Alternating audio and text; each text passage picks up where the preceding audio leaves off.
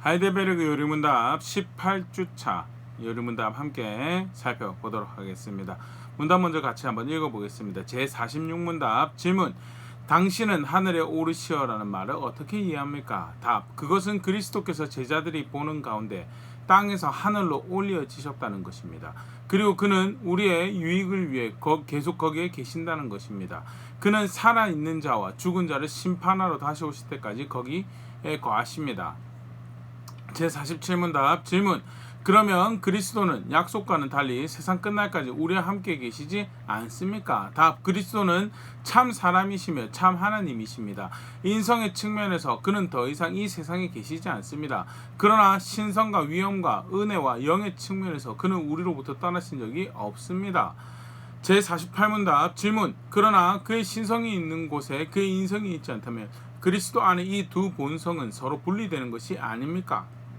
답. 결코 그렇지 않습니다.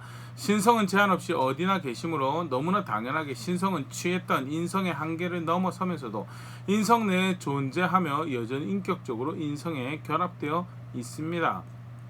제49문답 질문. 그리스도의 승천은 우리에게 어떤 유익이 됩니까? 답. 첫째, 그는 하늘에서 그의 아버지 앞에서 우리의 변호사가 되어주십니다. 둘째, 우리의 육체가 하늘에 있음에 관한 확실한 보증이니 이는 그가 머리로서 자신의 지체되는 우리를 자신에게로 취하실 것이기 때문입니다. 셋째, 그는 그의 영을 보증으로 우리에게 보내시는데 우리는 그의 영의 힘으로 땅의 것이 아닌 그리스도가 하나님 우편에 앉아 계신 위의 것을 찾습니다. 예수님의 승천과 관련해서 성경에 가르치는 바를 간략하게 요약하여서 소개하고 있는 그런 문답인데요. 오늘 그 예수님 승천과 관련해서 함께 생각해 보도록 하겠습니다. 먼저 사도행전 1장이죠. 예수님 승천과 관련된 유명한 기록인데요. 사도행전 1장 3절. 그가 고난받으신 후에 또한 그들에게 확실한 많은 증거로 친히 살아계심을 나타내사 40일 동안 그들에게 보이시며 하나님 나라의 일을 말씀하시니라. 십자가에서 죽으시고 3일 만에 부활하시고 난 다음에 40일 동안 이 땅에서 하나님 나라의 일을 가르치시고 그 후에 승천하셨다는 것. 그리고 오전에도 이 말씀 함께 살펴봤었는데요. 부활 후 40일 동안 그렇게 시간을 보내시고요. 그리고 나서 승천하시죠. 사도행전 1장 9절 11절. 이 말씀을 마치시고 그들이 보는데 올려져 가시니 구름이 그를 가려 보이지 않게 하더라. 올라가실 때 제자들이 자세히 하늘을 쳐다보고 있는데 흰옷 입은 두 사람이 그들 곁에 서서 이르되 갈릴리 사람들아 어찌하여 서서 하늘을 쳐다보느냐. 너희 가운데서 하늘로 올려지신 이 예수는 하늘로 가심을 본 그대로 오시리라 하였느니라. 예수님 승천과 관련된 기록인데요. 분명한 것은 보는 데서 올려져 가셨고 구름이 그들을 가려서 보이지 않게 시각적 효과들이 소개되어지고 있고 천사들이 그의 승천을 확인을 하는 장면으로 이렇게 예수님 승천이 소개가 되어 있는 분명히 가시적이고 물리적인 승천이었다. 다르게 표현하면 예수님 실천은 더 이상 이 땅에 계시지 않는다라는 것을 분명히 하고 있는 그런 말씀이죠. 그럼 예수님 승천이 가지는 의미가 무엇인가에 대해서 크게 네 가지로 우리가 살펴보면 먼저 초림을 통해 행하신 그 구속 사역이 이제 종료가 되고 끝나고 돌아가셨다는, 그래서 승귀라는 표현을 승리하고 귀환하셨다는 표현을 사용하기도 하는데요. 분명한 것은 일단 초림 통해서 이루셨던 구속 사역이 충분하게 온전하게 다 이루어졌다는 것을 보여주는 한 사건이 승천입니다. 그래서 돌아가셨다는, 하나님 우편으로 돌아가셨다는 것을 의미하죠. 그 말을 담아낸 또 다른 표현이 히브리서 10장 14절. 그가 거룩하게 된 자들을 한 번의 제사로 영원히 온전하게 하셨느냐. 한 번의 제사로 영원히 온전하게 했다. 더 이상 다른 제사가 필요가 없다는 것. 히브리서 10장 18절. 이것들을 사하셨으니 다시 죄를 위해 제사 드릴 것이 없느니라. 예수 그리스도의 십자가와 그의 부활의 사역을 통해서 성육신함을 속으셔서 그가 이루신 모든 사역을 통해서 이 땅에서 행하신 구속의 사역은 이미 완전하게 충분하게 이루어졌다라는 것. 다른 표현은요, 그 예수님께서 행하신 일 외에 다른 속죄나 또 다른 구원을 위한 제사가 더 이상 필요하지 않아. 오직 예수님만이 유일한 길이시다라는 것. 요한복음 14장 6절. 예수께서 이르시되 내가 곧 길이요 진리요 생명이니 나로 말미암지 않고는 아버지께로 올 자가 없는 유일한 길이다. 유일한 길, 유일한 생명이다. 유일한 진리고, 예수님이 유일한 중보가 되시고 예수님은 다른 제사가 필요하지. 디모데전서 2장 5절 하나님은 한 분이시오 또 하나님과 사람 사이의 중보자도 한 분이시니 곧 사람이신 그리스도 예수라 하면서 유일한 중보자 한 분이신 예수님, 그걸 잘 보여주는 것이 예수님의 승천이죠. 물론 로마서의 표현에 하나님 우편에서 우리를 위해 중보하시는 하나님으로도 중보자로 묘사가 되어 있지만요, 이 땅에서 행하신 모든 일이 종료가 되어지고 이제 끝났다라는 것을 분명히 하는 사건이 뭐냐, 그게 승천이죠. 또 다른 표현은요, 그렇기 때문에 구원을 얻기 또 다른 제사가 필요 없고요, 구원을 위해서는 오직 누구에게 무릎 꿇어야 되는가? 예수 그리스도에게만 무릎 꿇어야 되는가? 빌립보서 2장 9절 11절 이러므로 하나님이 그를 지극히 높여 모든 이름 위에 뛰어난 이름을 주사 하늘에 있는 자들과 땅에 있는 자들과 땅 아래에 있는 자들로 모든 무릎을 예수 이름에 꿇게 하시고 모든 입으로 예수 그리스도의 주라 시인하여 하나님 아버지께 영광을 돌리게 하셨느니라. 예수님만 주가 되시고 무릎 꿇어야 될 대상이 구원을 위해서 그 어떤 자도 사람도 성인도 천사도 어떤 신령해 보이는 돌도 나무도 무릎 꿇을 대상이 되지 못한, 절대 되지 못한, 가끔 사실 이제 인간의 감각으로 쉽게 스스로의 마음 평안을 위해서 사람을 섬기고요, 또는 어떤 기물을 섬기고 그런 것들을 많이 만들어냅니다. 기독교 역사에도 안타까운 그런 역사들이 기록되어 있죠.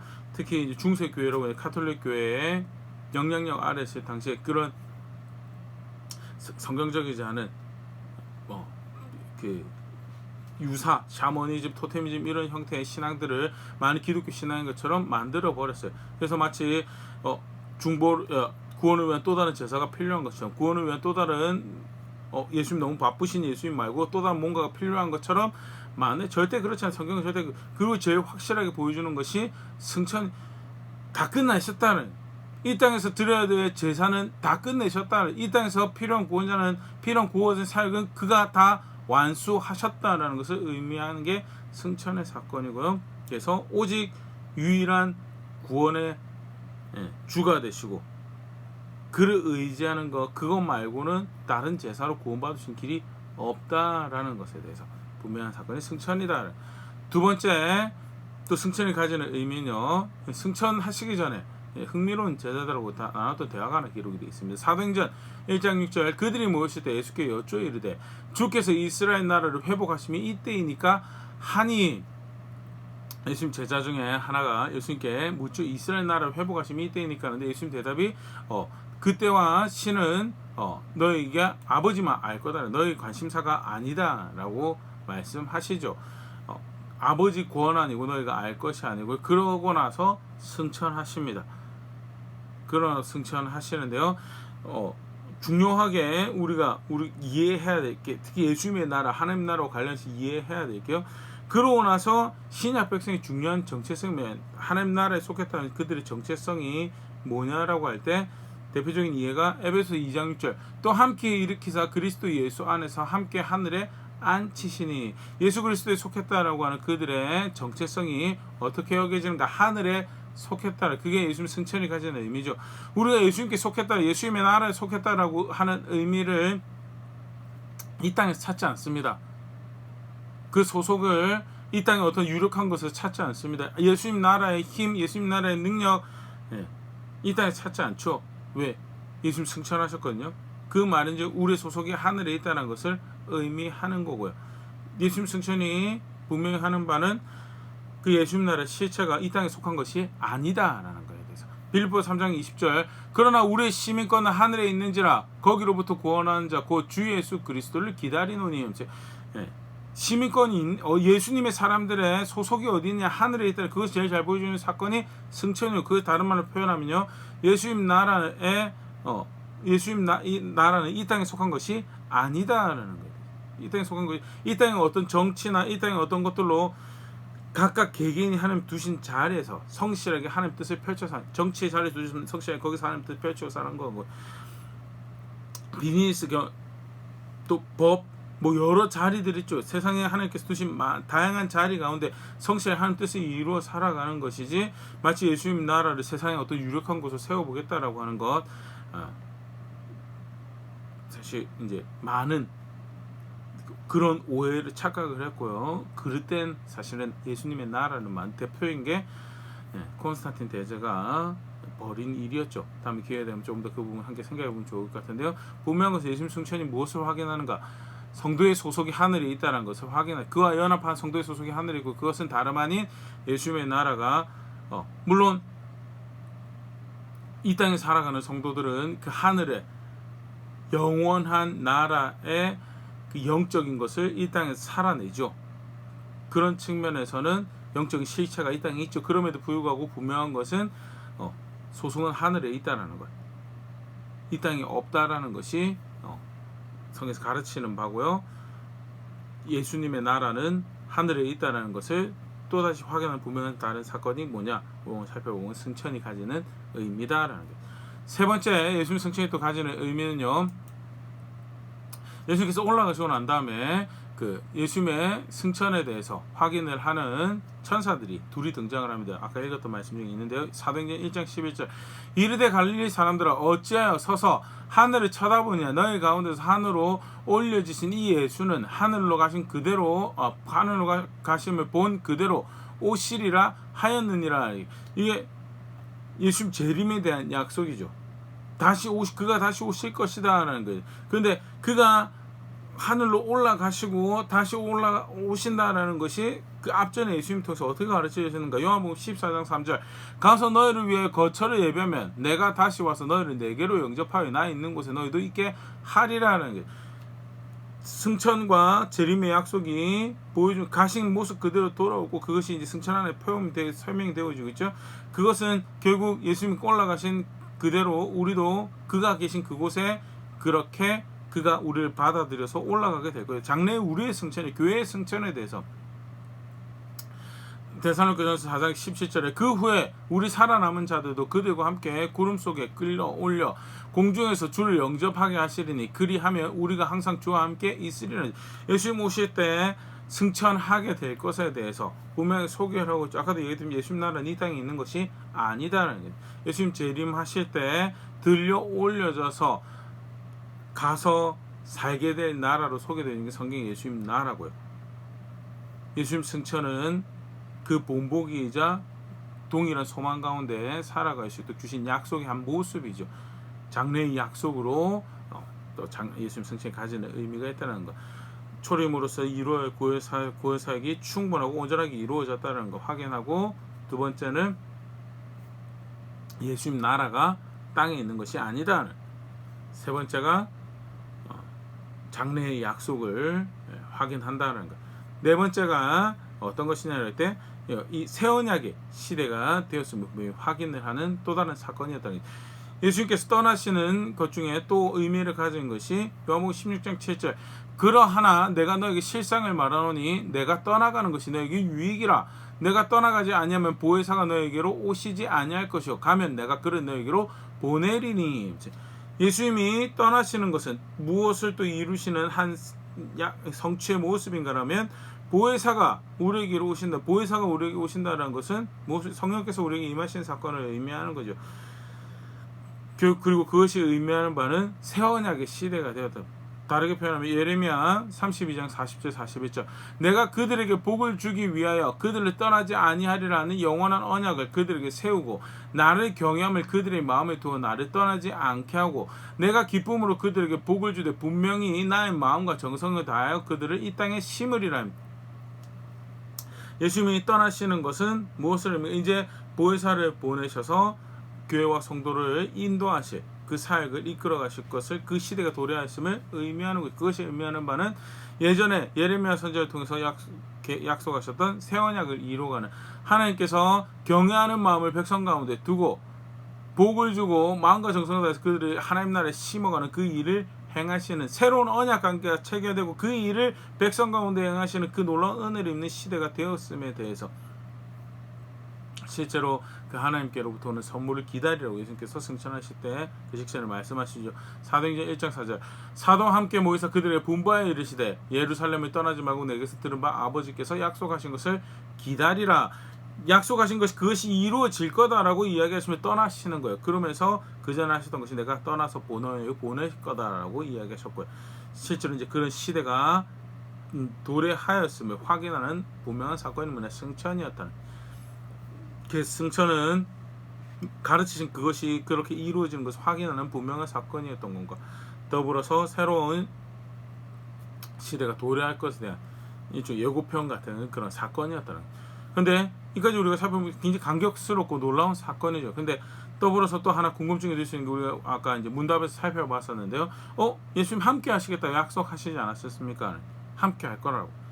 분명히 함께 할 거라고 약속했죠. 또 근데 중요한 거는 함께 할 거라고 말씀하시면서 동시에 함께 있지 않을 거다라고. 가난한 사람들 너와 항상 함께 있을 것이나 나는 그렇지 않다라고 말씀하셨던 것도 예수님 말씀이죠. 함께 하겠다고 했는데 정작 이제 승천에서 떠나버리셨고, 그 전에 또 말씀하시면서 내가 너희와 함께 있지 않을 거다라고 말씀하셨던 사건, 그러면 이제 한 입으로 두 마디 한 건가? 이게 무슨 일이 벌어지는 건가? 성경은 이것을 어떻게 가르치고 우리는 어떻게 이해해야지 바른 건가?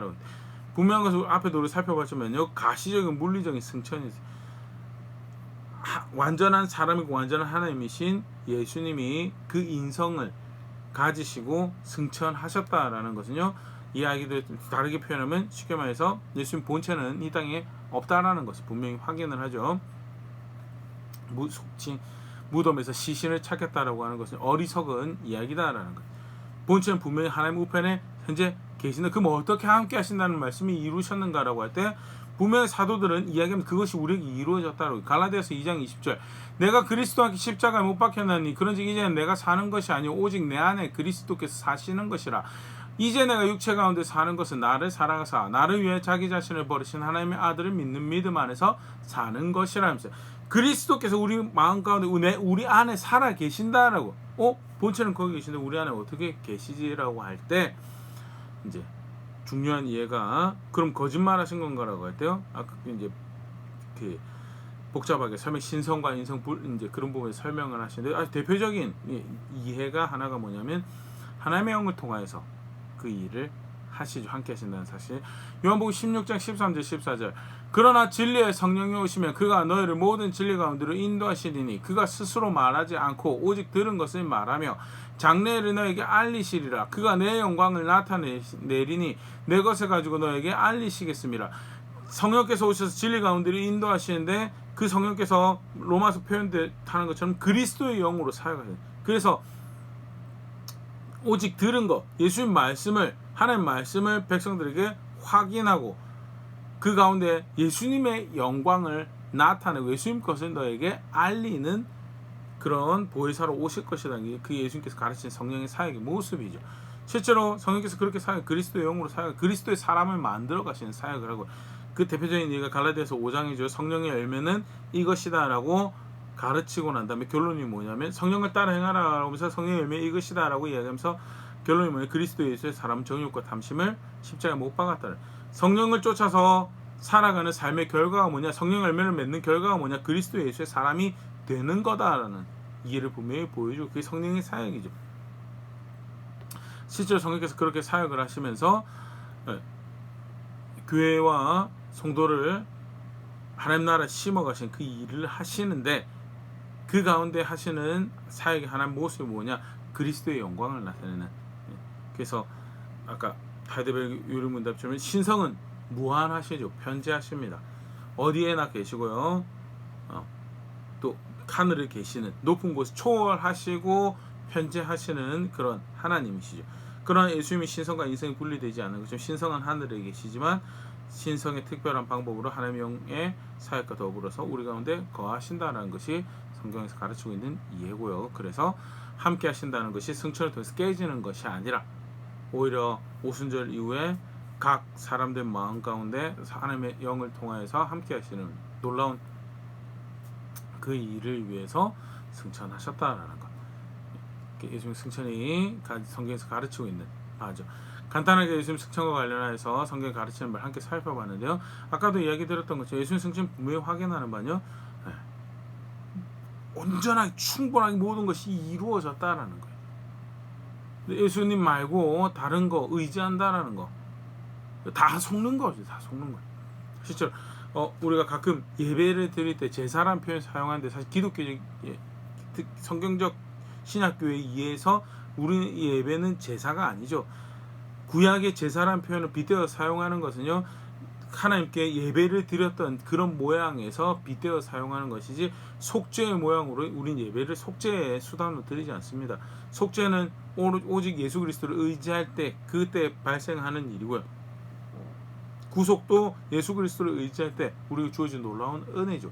우리 예배가 그걸 만들지 않습니다.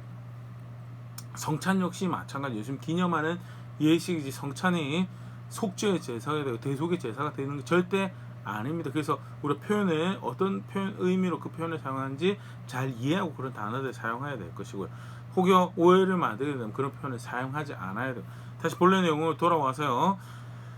승천은 이미 충분히 모든 것을 온전하게 하는 한 영원한 제사가 드려졌다. 더 이상 다른 제사 필요 없다는 것을 확인하고 유일한 구원의 주관, 유일한 중보자가 누구냐?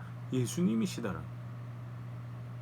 어떤 목사님도 어떤 영적인 은사가 있는 분도 절대 그 예수님 대신할 수 없다라는 거예요. 하나님께 나가기 원한다고, 하나님 더 알기 원한다고, 누구에게 향해야 돼? 예수님께. 오직 무릎 꿇어야 될 유일한 대상이 예수님입니다. 더불어서 승천이 가지는 중요한 의미는요. 소속이 어디 있냐? 예수님 나라에 속했다고 우리는 예수 그리스도의 주로 왕으로 한다라고 우리는 소속이 어디 있냐? 하늘에 있다는 거예요. 그와 연합한다라는 신앙을 기독교 신앙이 굉장히 중요한 이해죠. 그렇기 때문에 연합한 우리가 그의 승천과 더불어서 우리의 적은 이미 하늘에 있다는 것이 사도들이 이해하고 교회들이 초대교회가 이해했던 기독교 교회 성도의 굉장히 중요한 이해고요. 그걸 잘 보여주는 사건이 승천, 굉장히 감격적인 사건이죠. 더불어서 그가 그렇게 승천하셨던 것처럼 그 모습 그대로 다시 돌아오고 그가 그걸 다시 돌아오실 때 그가 그렇게 올려주셨던 것처럼 우리도 올려질 거라는 장래의 약속과 소망이 분명히 된 사건이 승천이다는. 더불어서 아까 살펴봤던 것은 새 언약의 보증이 되는 사건이 예고편과 같은 사건이 승천이다는. 다시 감격하고 감사할 수 있는 그런 시간 가질 수 있으면 좋고 승천이라는 사건 앞에서 더불어서 승천을 분명히 확인하고 있는 우리 신앙이 있다는 거예요.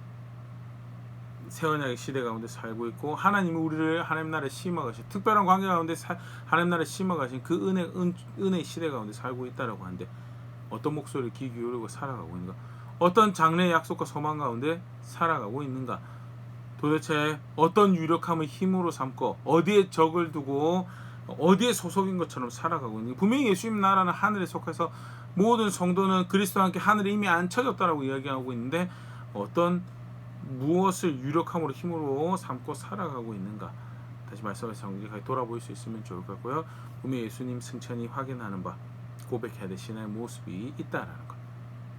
걸음걸음 실제로 그러한 신앙들 고백해가며 충분한 구원이 되신 예수 그리스도를 기뻐하고 즐거워하고 그가 분명히 보여주신 장래의 소망 가운데 그 나라에 소속된 백성으로 초청받은 놀라운 언약 관계를 걸음걸음 고백해가는 선택해가는 자리인 우리가 될 수 있으면 좋을 것 같습니다.